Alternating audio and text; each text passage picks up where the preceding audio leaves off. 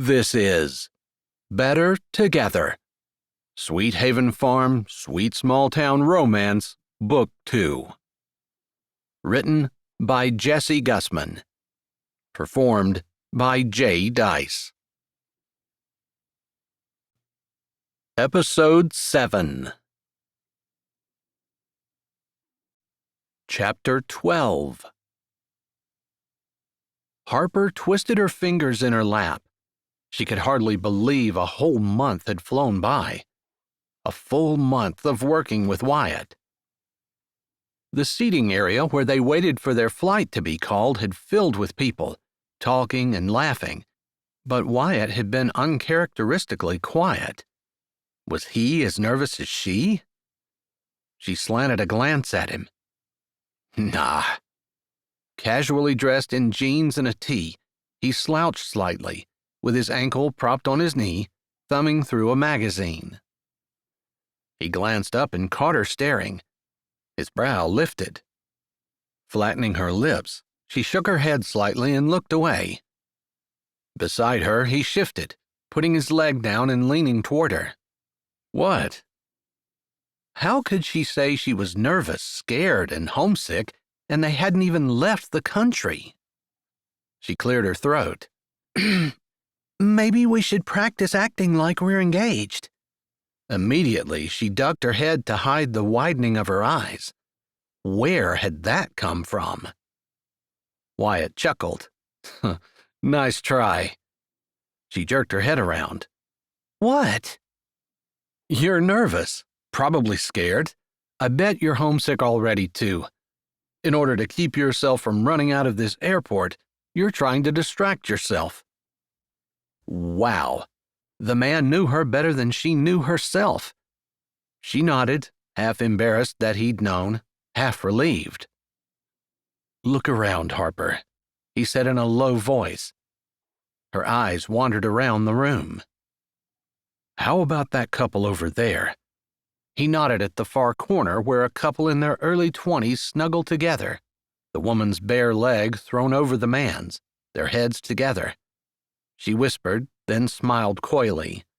They laughed and kissed. His hand came up and ran through her hair. No, Harper croaked. I'm not sitting in your lap. That's good, since I don't particularly want you there. My legs would fall asleep. Wyatt's eyes crinkled. Harper crossed her arms over her chest. If we're engaged, you should want me on your lap. If we're engaged, you should want to be there, Wyatt said reasonably. She grunted. Not at the airport. Why not? She looked around, then lowered her voice even farther. Because people might think... Wyatt winked. What, that we like each other? I think that's the point. Okay, she could totally see herself sitting on Wyatt's lap, fingering through his hair, whispering in his ear. But he was her best friend. She absolutely could not entertain those thoughts. It's a little much, and I think with our inexperience, we'll never pull it off. What are you saying, that I'd drop you? I think I can manage to keep something as large as you in my lap. A voice came on the loudspeaker. They stood with everyone else and shuffled forward as general boarding was announced for their flight.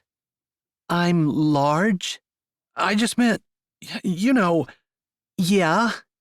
She fought to keep her grin in check as Wyatt tried to wrestle his foot out of his mouth.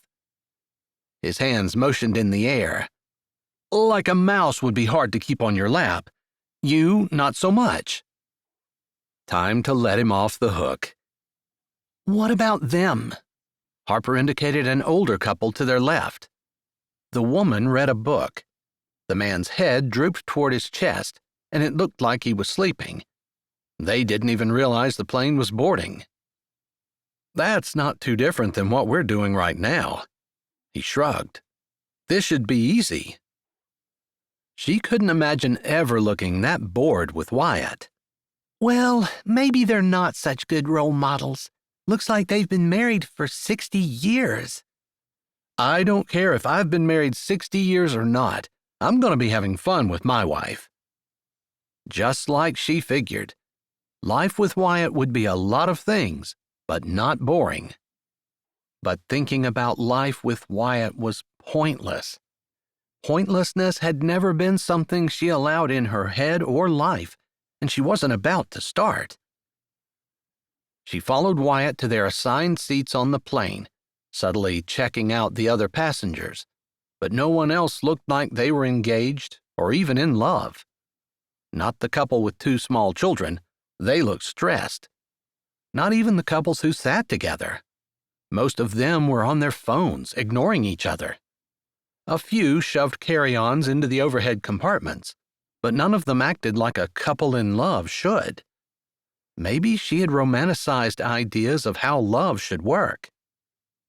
Pointing her chin at the 2 closest couples who were already settled in their seats, phones out, thumbs moving over the screen, she said, "Maybe we're talking too much.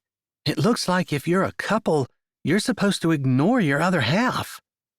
"I don't think I want to be part of a relationship like that. Maybe we need counseling." Wyatt finished stowing his bag and dropped into his seat. "Counseling?" "Yeah, so we can learn how to interact with each other in a healthy way. Obviously, the couples around us are not positive examples." He grinned at her. She rolled her eyes. "I think we can fake it." He placed his arm, palm up, between them. "I think engaged couples would hold hands." She stared at his hand. Large, long fingers, calloused. Her breath quickened. Surely not from holding his hand. She'd held Wyatt's hand plenty of times. Every time he'd gotten her into some scrape or talked her into his latest adventure. But that was before she realized she didn't look at him like a brother. She swallowed, cognizant that she'd waited way too long to bring her own hand up.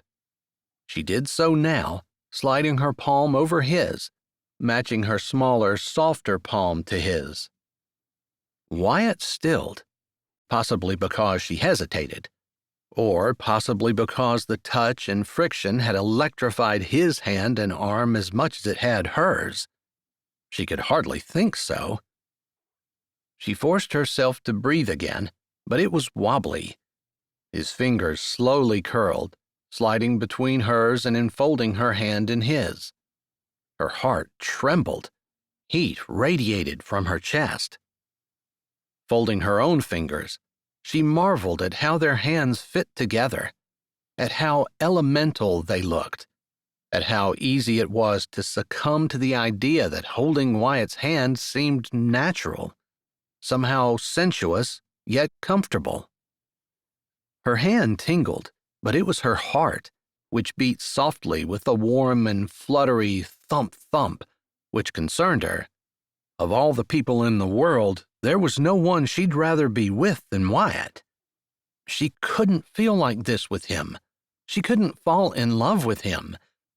But she couldn't pull her hand away either. Still, she had to put some distance between them.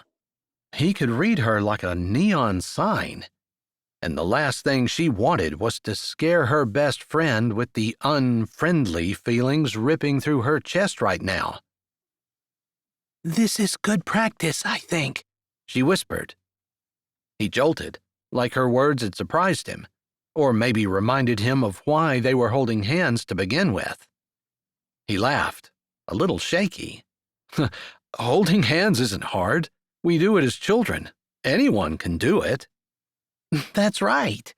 She slapped a big, carefree smile on her face before tilting her head up to look at him. "We've got this." Lifting their hands, she gave them a shake as though to prove it, but also to shake out the burgeoning sensations threatening the perfect friendship she had with this man. "We definitely look engaged now." Wyatt twisted their hands over, stopping short. "What's this?" He touched the ring she wore with his free hand. "I thought I should have an engagement ring." "Crap, I never thought of it." Her face tilted down, and he couldn't see her expression to be able to tell whether she was upset or not. She twisted the ring with her free hand. Yeah, well, it's a good thing you get to practice on me.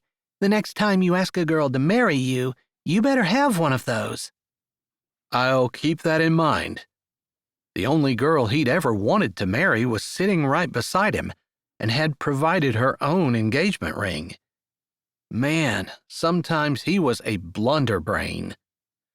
That's the one from the tunnel.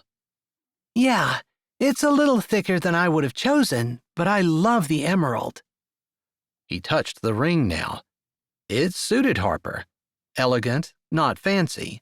If I were picking a ring out for you, I would have chosen something just like this. He pressed his lips together. Although true, he hadn't planned to say it. But she didn't seem to notice. It's almost exactly what I would have wanted. I hadn't really ever thought too much about getting married, but as soon as we saw it, I did kind of have the idea of using this ring as an engagement ring. Things were getting a little too heavy for him. Unable to face the gray swirl of emotions in his chest, knowing she didn't return them, he said, "So you're not easy, but you're cheap." As expected, she laughed. I guess that's a compliment, but now that you're an engaged man, you really need to up your game. Meaning the jewelry buying or the compliments? If this were a real engagement, both. But for the purposes of convincing your dad that you actually want to marry me, you might want to dig beyond easy and cheap. I'll just tell him you're rich. Seriously? He shrugged. What's this charade for if all it takes is money? He's tried to talk me into the whole finding a girl with money before, and I wasn't going for it. I might have said something along the lines of money not buying happiness and all that sap. Great. Now I have to pretend to be rich. She glowered at him. He knew as well as anyone that she'd gone through school on scholarships and loans, and that her side job as a farmer wasn't exactly high-end. And I also have to convince him that I'm going to make you happier than money. No pressure, Pickles. Wyatt couldn't tell her how much he had riding on this. Not in terms of financial gain or anything like that, but he'd struggled for too long to lose face with his dad. Guilt nagged in the back of his mind. His mother wanted him to get along with his dad, but somehow he didn't think she would have approved of lying to him. That's pressure. If they see through this, your whole reputation with your dad is down the drain.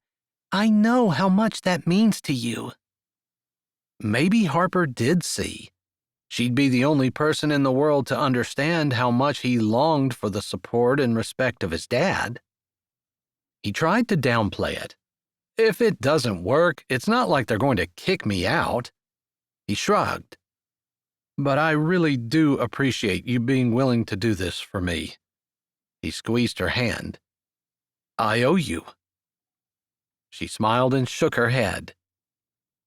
He'd started the conversation when she'd been all nervous sitting in the airport.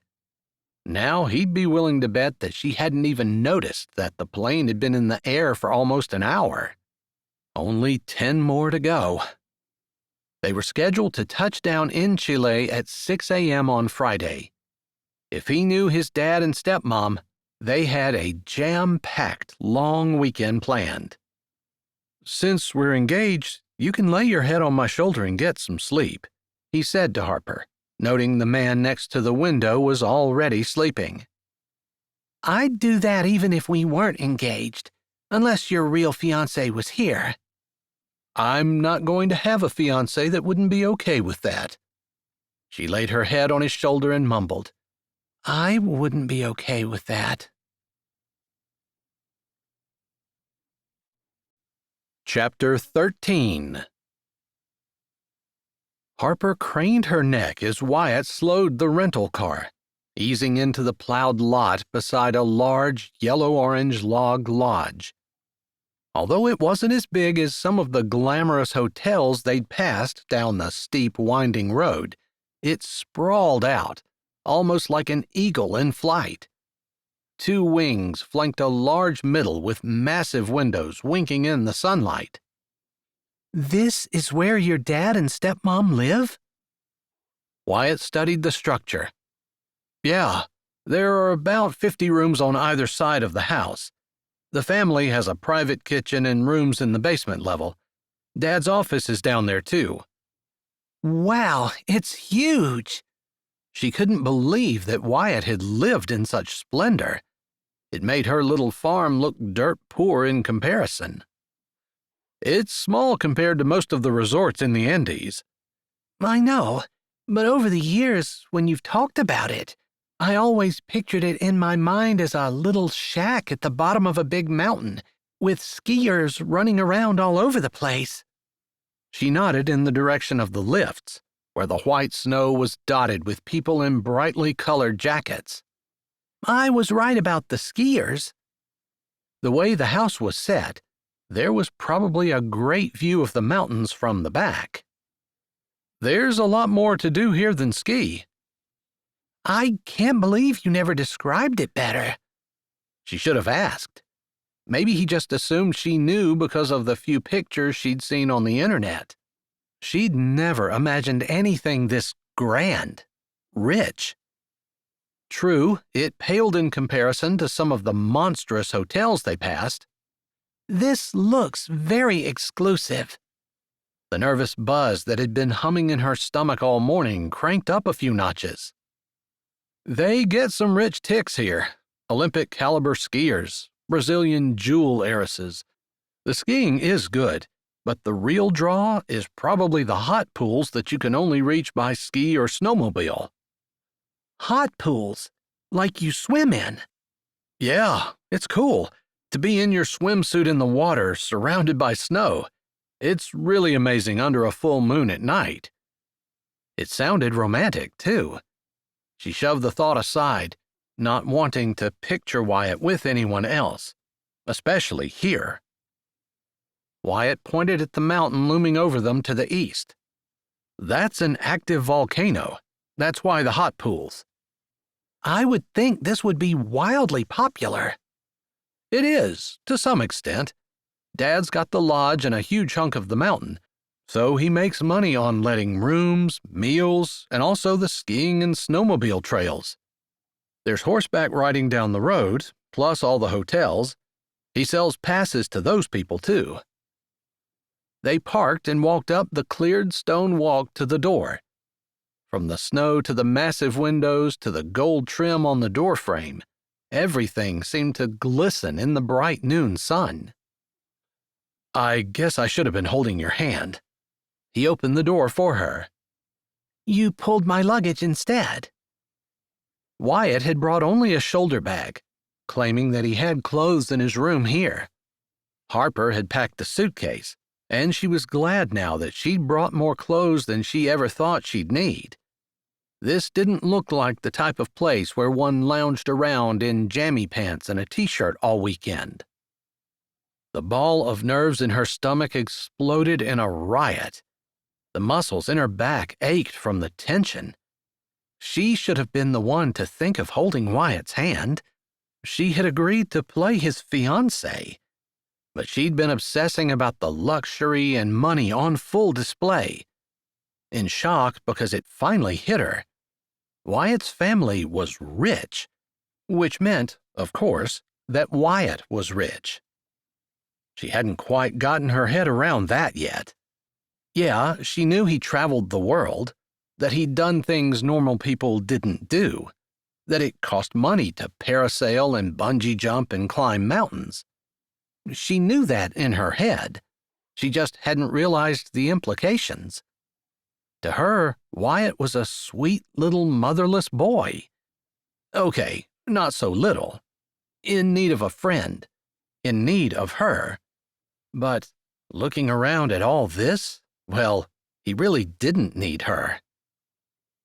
She stepped inside. Massive vaulted ceilings flew up around her. Sunlight streamed in the solid walls of windows. They could see clear through to the mountains beyond. Large, comfortable-looking chairs and massive couches were artistically arranged. A few people milled about, several sat reading. Some had food and drinks at a table and played a board game.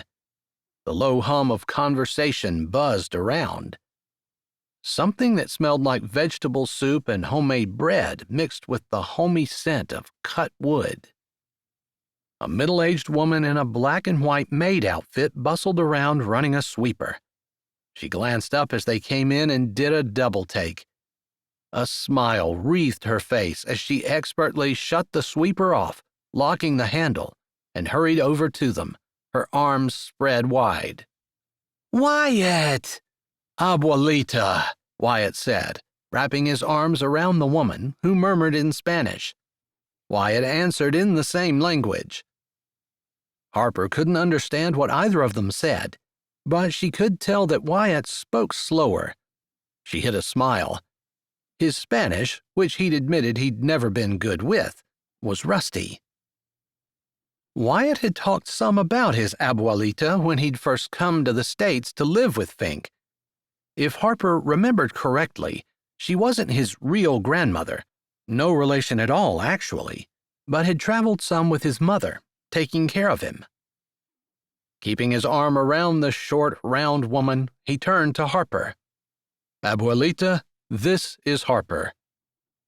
Harper started to hold her hand out, but after a warm glance at Wyatt, the woman enfolded her in a soft, loving embrace, scented with lemon and pine, that suddenly made Harper very homesick. I've heard so much about you over the years, she said. Wyatt's spoken very fondly of you as well, abuelita. The unfamiliar word trundled awkwardly off her tongue, but Wyatt had never called her by any other name, and he hadn't introduced one now. She turned to Wyatt, speaking in rapid Spanish. Wyatt grinned, shaking his head. He answered in English. My Spanish was never very good, and it's pretty rusty now. Plus, Harper's brilliant. He smirked at Harper, but I could never get her to speak fluently. I understand a few words, but not enough to have a conversation. That's fine, Abuelita said. People speak all kinds of languages here, but English is often the one most people know. She gave Wyatt a squeeze. I'm just so happy to have my little boy back. Are you staying? We're leaving Monday. Didn't Dad tell you I was coming? Her lips pulled back. He said you were coming, not how long you were staying. Her eyes almost disappeared in folds of skin as she smiled. I am so glad my Wyatt finally decided to settle down with a good woman. So many girls chase after him here. He is popular, no? She chuckled. But he is not interested in those silly girls. He has someone else in his head and... She patted her chest. His heart. Wyatt shifted. His cheeks became ruddy. Harper wasn't sure what to think. Abuelita seemed to be saying Wyatt had pined for her. She cast a speculative look at Wyatt. He avoided her gaze. Where's Dad? He asked. Abuelita pulled her phone out and checked the time. He is probably getting ready to begin instructions with the group of beginner skiers. He said you might help. Wyatt snorted. His face seemed to say that it was typical of his dad to expect him to jump in. Harper was sure he didn't mind. She knew he loved being here, except... Don't worry about me. I'll follow you around until I get tired of it. Then I can entertain myself. A muscle jumped in Wyatt's cheek. It's just so typical of my dad. He wants to meet my fiancée, but wouldn't change his plans to do so.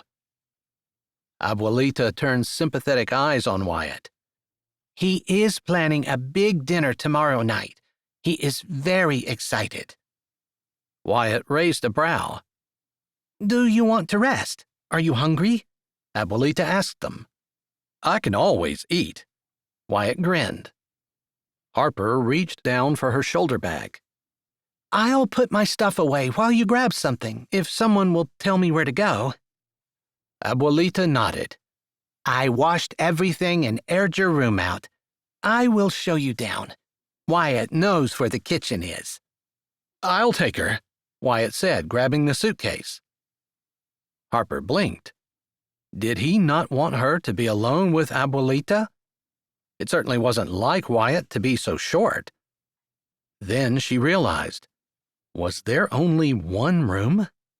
She hadn't even given it a thought.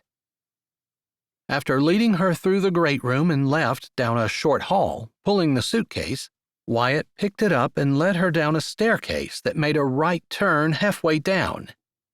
There's a lot of storage space. Our private kitchen, living room, and the family's bedrooms are all down here. During the busy season especially, the upstairs is open to guests, but this is always off limits. Are you okay? He kept walking. Sure. Why? You're not acting like yourself. I'm fine. They came down into the large open area, with a wet bar at one end and a kitchenette. Several couches angled around a large screen TV. Walking through that area, Wyatt entered the hall and walked past 3 doors on the right before opening the next. Harper stepped in, puzzled. Wyatt never hid things from her. A large bed, maybe queen-sized, took up most of the room. Along one wall sat a dresser. 2 doors, a closet and a bathroom possibly, flanked it. High windows lined the far wall. Done up in navy and red, the room felt dark, and when Wyatt stepped in behind her, small. He hit the light switch, and the overhead light/ceiling fan turned on. I'm sorry, I should have thought they would expect us to share a room. There was a narrow walkway between the right side of the bed and the wall. Harper gestured toward it. I suppose I can sleep there. No, this is my fault. I'll sleep on the floor. We're going to be here 2 nights. I'll sleep there 1 night, you sleep there the other. I said I'd sleep on the floor. Are we seriously fighting about who gets to sleep on the floor? Harper dropped her bag and set a hand on her hip. We are, and this is one fight I'm winning. Wyatt grinned, but it didn't really reach his eyes. And that's when it hit Harper. You thought he'd be waiting to see you. He grunted and looked away. Harper's heart ached for him. She closed the few steps between them and encircled his waist, laying her head on his chest. Wyatt only hesitated a second. Despite his complicated feelings about his dad, Harper had figured it out, or at least as much as anyone could. He put his arms around her and pulled her close, relishing her soft warmness and the cool comfort she offered. Breathing deeply of her berries and vanilla scent, he allowed himself to pretend for just a second that their engagement was real, that hugging Harper was his right. And if it were true, then what his dad did or didn't do wouldn't matter. Wyatt pulled himself back from the fantasy and made himself loosen his hold, patting Harper's back like she was his friend and not his fiancée. His dad was busy. Wyatt didn't really expect him to put his life on hold to meet his fiancée. But as hard as his dad had pushed for him to bring her down to meet him, I don't think he really cared about meeting my fiancée. I think he just wanted me down here to help him. She leaned her head back and looked up at him without letting go. I think you're right. But isn't that how your dad has always been? Disappointment descended like gray clouds in his mind. Yeah. He's probably not going to change, so you're just going to have to love him the way he is. Resentment balled in his chest. I know you're right. There's just a part of me that says if he loved me, he'd act a certain way. Sure, I think we all think that to a certain extent. But some people, especially driven, successful people, have trouble pulling themselves from their work and expressing their feelings. Wyatt didn't think of himself as especially driven or successful, but maybe he'd inherited some of his dad's issues. After all, he was holding the one woman in the world that meant everything to him, and she didn't know it. And he couldn't tell her. Not now. He squeezed a little tighter instead. She laid her head back on his chest. But you don't have to change to be what he wants either. Her hand slid up, then back down his back. He shivered. Her touch was different. Maybe Harper felt more than friendship for him. He allowed his hands to drift up her back. His heart thumped in his chest so hard and loud she had to hear it. He swallowed. His thumb touched the back of her neck, and he slid it across her skin. She moved her head, and he froze, his breath seizing in his lungs. Wyatt? Her eyes had darkened with something stronger than friendship, but what that emotion was, he couldn't tell. Her tongue had touched the corner of her lip. His eyes clung to it like butter on bread. Suddenly, he couldn't get enough air. Limbs that had been young and strong only moments before now trembled. His hand fisted in the back of her hair. Her eyes widened briefly, then darkened with something even more potent. He could only hope it was desire. Whatever it was, it pulled him in. He couldn't stop the lowering of his head. Her arms tightened around him. He pressed her more firmly to him, feeling her curves blend into the hardness of his body. The hair on his arms stood up. He breathed her air. Her name feathered past his tingling lips. Harper.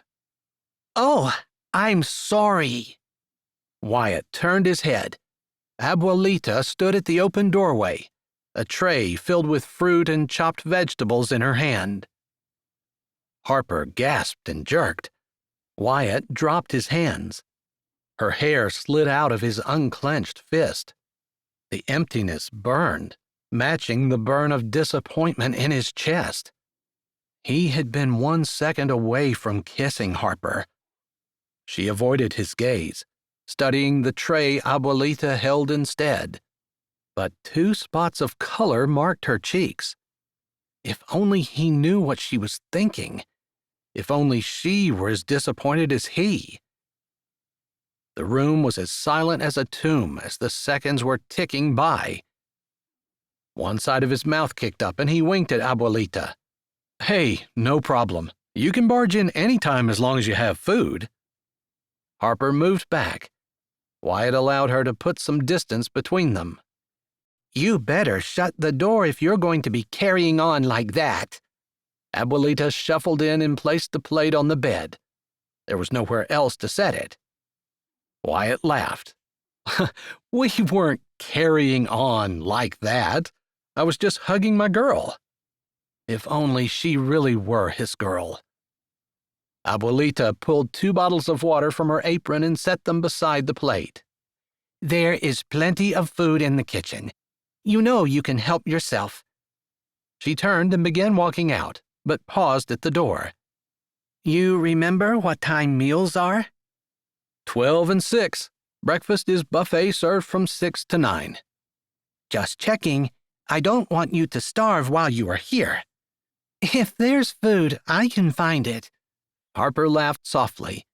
The sound soothed the prickly heat in his chest. She wouldn't be laughing if she were upset. Abuelita looked out into the hall before she spoke again. Kayla is here. Harper stiffened. Thanks for the warning, Wyatt said. Abuelita pressed her lips together. After a few silent seconds, she left. Kayla? Harper asked softly. My stepsister, Sophia's daughter. You never talk about Sophia. I'd kind of forgotten you even had a stepmother. She shrugged. Not much to say. I don't know her that well. She and Dad got together after Mom died and I was in Pennsylvania. And Kayla is their daughter? No. Sophia had Kayla before she met my dad. Is there some kind of issue there? Abuelita's tone sounded like a warning. He rubbed a hand over his head. He should have known Harper would feel the tension in the air when Kayla was mentioned. I guess Sophia might try to push Kayla into the picture. Abuelita has hinted at it a few times, but Dad's made no secret that he's leaving the lodge to me. I can understand why Sophia would want her daughter included. This place has to be worth a fortune. Harper gestured with her hand, indicating the entire resort.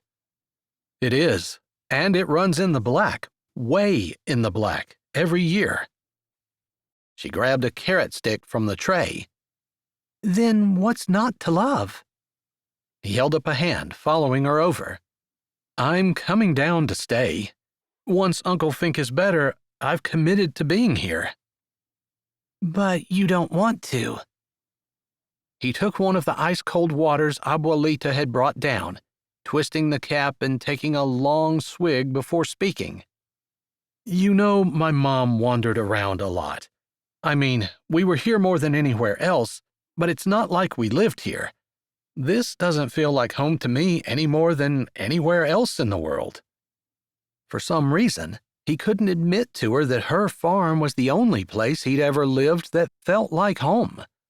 He'd never even set foot on it until he was 17. Harper picked up another carrot stick. So you might as well be here versus anywhere else. Yeah, I guess. If he couldn't be with her, one place was as good as any other, and he'd already committed to being here. She punched him lightly on the shoulder. Don't sound so enthusiastic. He gave her a little grin. I suppose I love the idea of working with my dad, and I really do like being an instructor, working with people. Even the business side of everything isn't something I mind. But I can't shake the feeling that Dad only wants me because of what I can give. And you want him to love you for yourself? He sat on the bed, his shoulders slumped. I want him to be proud of me. I want him to look at me and see something worthwhile, more than a worker in his empire. Is that too much to ask? You want him to be your dad first, your employer second. I knew there was a reason I put up with you. He stood and laughed to break the seriousness that had descended on them. Harper knew him. She had him pegged better than anyone he'd ever known. Maybe he was just never satisfied because he wanted her to see him as a man, and not just as her goofy half-cousin or her best friend. Which might have been what was happening earlier. But that moment was long gone, and he didn't want to ruin the present by forcing her to dissect the past. He was going to talk to her about it, just not now. He motioned with his hand. Come on, Abuelita said Dad was getting ready to start beginner ski instruction. You've never been on the slopes. We'll catch what we can, and I'll show you the rest.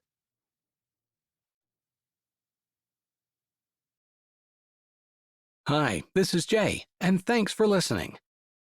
If you're ready for another great audiobook, here's one we think you might like. Or check out the playlist with all our latest releases. Don't forget to subscribe to Say with Jay, give this video a thumbs up, and tell us what you liked in the comments.